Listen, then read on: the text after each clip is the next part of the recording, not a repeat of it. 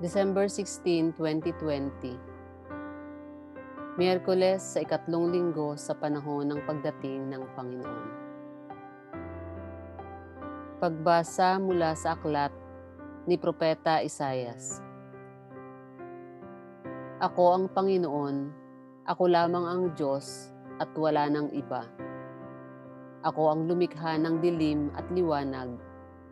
Ako ang nagpapadala ng kaginhawahan at kapahamakan. Akong Panginoon ang gumagawa ng lahat ng ito. Padadalhan kita ng sunod-sunod na tagumpay, parang masinsing patak ng ulan. Dahil dito, maghahari sa daigdig ang kalayaan at katarungan. Akong Panginoon ang magsasagawa nito. Ang Panginoon, ang Diyos, ang lumikha ng kalangitan. Siya rin ang lumikha ng daigdig. Ginawa niya itong matatag at ito'y mananatili. Ginawa niya itong isang mainam na tirahan. Siya ang may sabing, akong Panginoon lamang ang Diyos at wala nang iba pa. Magsanggunian kayo. Sino ang makahuhula ng mga bagay na magaganap?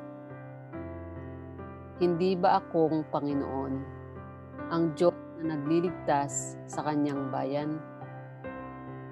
Walang ibang Diyos maliban sa akin. Lumapit kayo sa akin at kayo ay maliligtas.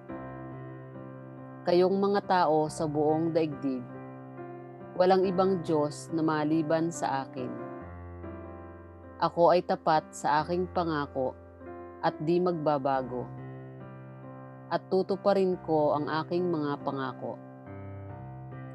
Lahat ng tao ay luluhod sa aking harapan at mangangakong sila'y magtatapat sa akin. Sasabihin nila, tanging nasa Panginoon ang kapangyarihan at pagtatagumpay, at mapapahiya sino mang sa kanya'y lalaban. Ngunit ang lahi ng bansang Israel ay magtatagumpay. Matatamo nila ang kadakilaan. Ang salita ng Diyos. Salamat sa Diyos. Salmong tugunan.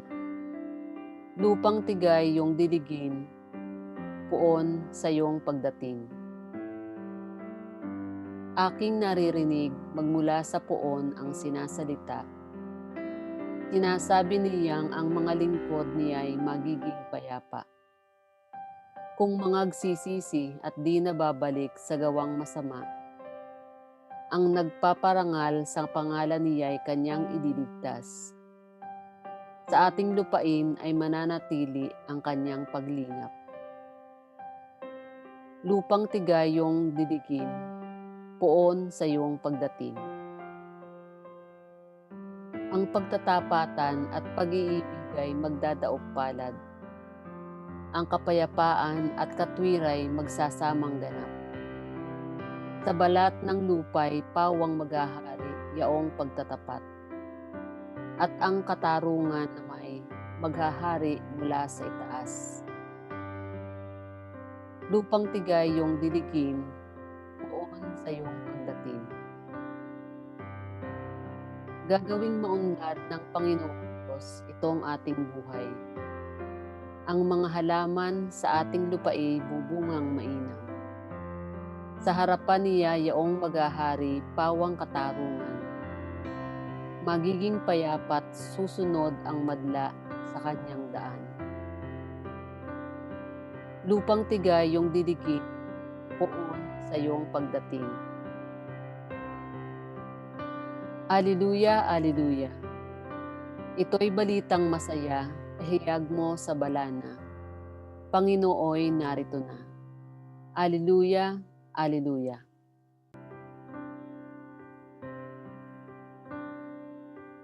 Ang mabuting balita ng Panginoon ayon kay San Lucas. Noong panahong iyon, tinawag ni Juan ang dalawa sa kanyang mga alagad at pinapunta sa Panginoon upang itanong, "Kayo po ba ang paririto o maghihintay pa kami ng iba?" Pagdating nila kay Jesus ay kanilang sinabi, "Pinaparito po kami ni Juan Bautista at ipinatatanong kung kayo ang paririto o maghihintay pa kami ng iba." Nang mga sandaling yaon ay maraming pinagaling si Jesus, mga pinahihirapan ng karamdaman at mga inaalihan ng masasamang espiritu. Ipinagkaloob niyang makakita ang mga bulag.